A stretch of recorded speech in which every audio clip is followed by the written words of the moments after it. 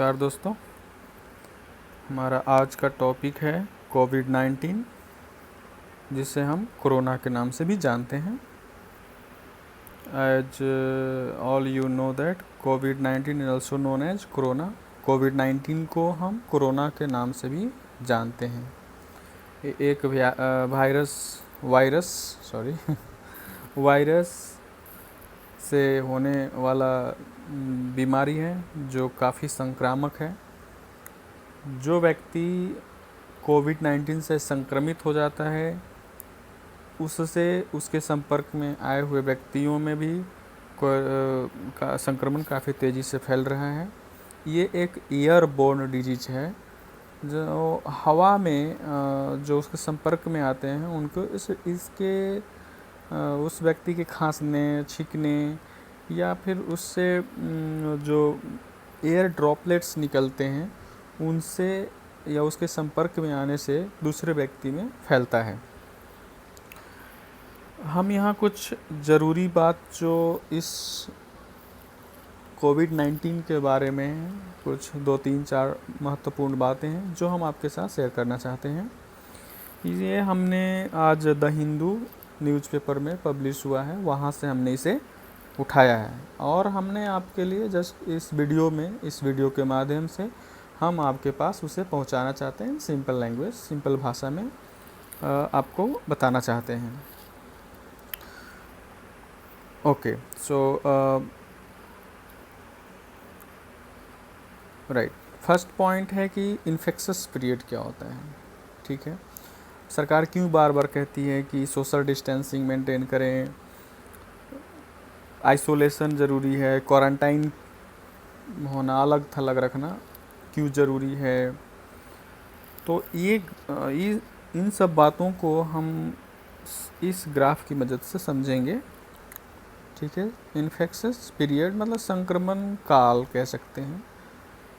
Okay, संक्रमण काल कह सकते हैं इसे हम। जैसा कि इस ग्राफ से आप देख सकते हैं, यहाँ पे इस लाइन पे है इन्फेक्शसनेस, परसेंटेज में दर्शाया गया है। ये है जो दिन बता रहा है हमें। जैसे पेशेंट में, रोगी में लक्षण आया, आज सपोज हमें कोविड-19 का लक्षण आया, जैसे बुखार, खांसी या जो भी लक्षण आए, उसे हमने यहाँ पे 0 से पॉइंट किया गया है। इस ग्राफ में 0 दिन मानते हैं जब मुझ में डिटेक्शन हो गया, लक्षण आ गए, सिम्टम्स आ गए, वो 0 है। तो जब 0 हो गया तो हम देख सकते हैं कि यहाँ 0 आने के बाद जो इन्फेक्शन करने का परसेंटेज है वो कम है जब सिम्टम्स नहीं था। मतलब ये कि किसी भी कोरोना संक्रमित व्यक्ति में सिम्टम्स नहीं है, वो ज़्यादा संक्रमण फैला सकता है, वो ज़्यादा संक्रमण उससे फैल सकता है। ठीक है, जैसे आज के दिन 0 जिसे हम ले रहे हैं, ये आज का दिन सपोज है, आज हमें टेस्ट हुआ, मुझे कोरोना पाया गया पॉजिटिव, लेकिन उसे जस्ट पहले एक दिन, उससे 2 दिन या 3 दिन उससे पहले जो है, ये देखिए आप, ये हम जिसे इस लाइन में 1 से थोड़ा सा पहले है ना, 0.7 मान लेते हैं बिफोर। ठीक है ना, 0 डे हमने कब लिया है, जब हमें सिम्टम्स आ गए और हमारा टेस्ट हुआ, हम पॉजिटिव हैं। ठीक है, सिम्टम्स आ गए, हम पॉजिटिव पहले भी थे बट सिम्टम्स नहीं था। जब सिम्टम्स आया उसे हमने 0 मान लिया। ठीक है, तो हम इस ग्राफ से देख सकते हैं कि सिम्टम्स आने के बाद, ठीक है, सिम्टम्स आने के बाद जो हमारा इन्फेक्शन करने का परसेंटेज है, इसे यहाँ से जोड़ दें, और उससे पहले यानी कि बिना सिम्टम्स का वो ज़्यादा है।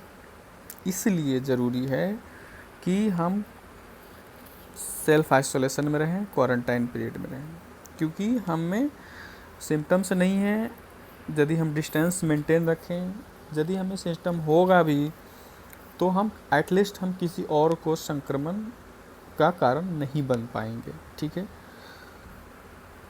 Point number 2, primary case and secondary case क्या होता है।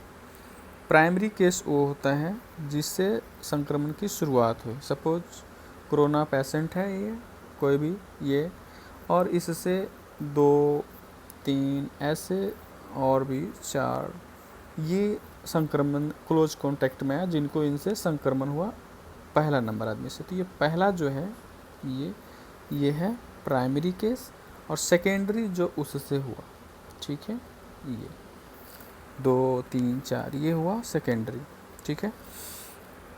अब हम आगे देखते हैं ग्राफ में, जैसे जैसे आगे बढ़ रहे हैं ग्राफ में हम देख पा रहे हैं कि एक दिन थोड़ा और संक्रमण करने की कैपेसिटी कम हुआ है ना, ये लेंथ जो है, ये लेंथ राइट परसेंटेज कम हुआ।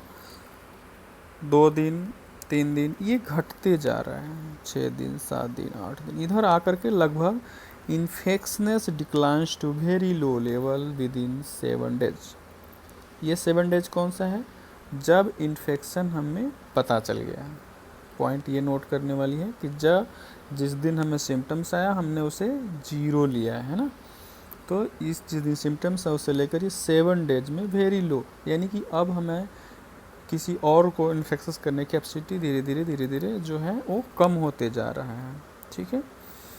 तो ये था इन्फेक्शस पीरियड के बारे में। सो असिम्टम्स जिससे प्री सिम्टोमेटिक राइट, जब सिम्टम्स नहीं था उस समय कितना है 44%, काफ़ी ज़्यादा नंबर है, ठीक है। तो इसलिए हमें ध्यान रखने की ज़रूरत है। चलते हैं next, contact history.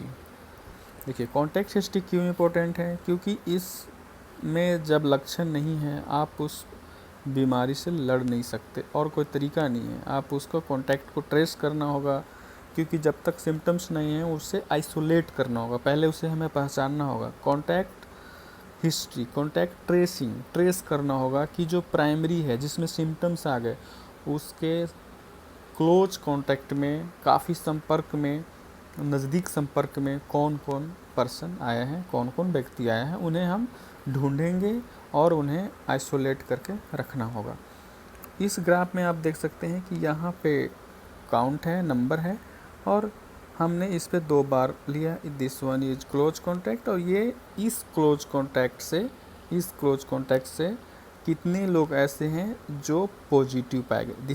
This is the number of positive पाए गए पेशेंट्स जो क्लोज कॉन्टैक्ट में आए थे। जैसा कि आप देख सकते हैं इस ग्राफ से, वो नंबर बहुत ज़्यादा नहीं है, लेकिन है, ओके। यदि 100% होता है तो आप सोच सकते हैं कि इसका वॉल्यूम क्या होता। ऑलराइट, अब हम यहाँ से देखते हैं 0 से लेस देन, 0 से कम दिन में देखिए इतना इन्फेक्शन फैला रहा है। 0 से 3 दिन सेम, बहुत ज़्यादा संक्रमण फैलाने की कैपेसिटी है। 4 से 5 दिन में कम होने लग गया, ठीक है। फिर 6 से 7 दिन में ऑलमोस्ट नियरली 0 हो गया, जैसा कि हम पिछले स्लाइड में भी हम ग्राफ से देख पा रहे थे। 6 से 7 दिन में उसको इन्फेक्शस करने का जो संभावना है वो काफ़ी नियरली 0 हो जा रहा है। तो इसलिए हमारा गवर्नमेंट ऑफ इंडिया का जो मिनिस्ट्री ऑफ हेल्थ और फैमिली वेलफेयर है, उन्होंने भी इसे 7 दिन के बाद टेस्ट ज़रूरी नहीं है करना, उन्हें हम रिलीज कर सकते हैं, क्योंकि उनको हो सकता है उनमें ट्रेस पाया जाए, हो सकता है उनमें कोरोना पॉजिटिव वो पाया जाए, लेकिन वो कंटेजियस नहीं है और संक्रमण नहीं फैल सकता उनसे, तो उन्हें हम डिस्चार्ज कर सकते हैं, ठीक है। तो ये है क्लोज कॉन्टैक्ट हिस्ट्री। आप और देख सकते हैं कि 0 से 9 डेज में यहाँ पर लगभग 0 हो चुका है, मतलब 6 से 7 दिन के बाद कोई यहाँ पे पॉजिटिव नहीं हो रहा है, जो क्लोज कॉन्टैक्ट में है तो भी कोई पॉजिटिव केसेस नहीं आ रहे हैं। निगेटिव रिजल्ट्स का क्या मतलब है ना, and how we can interpret this. So पहले स्लाइड से जैसा हमने देखा, same thing is here also.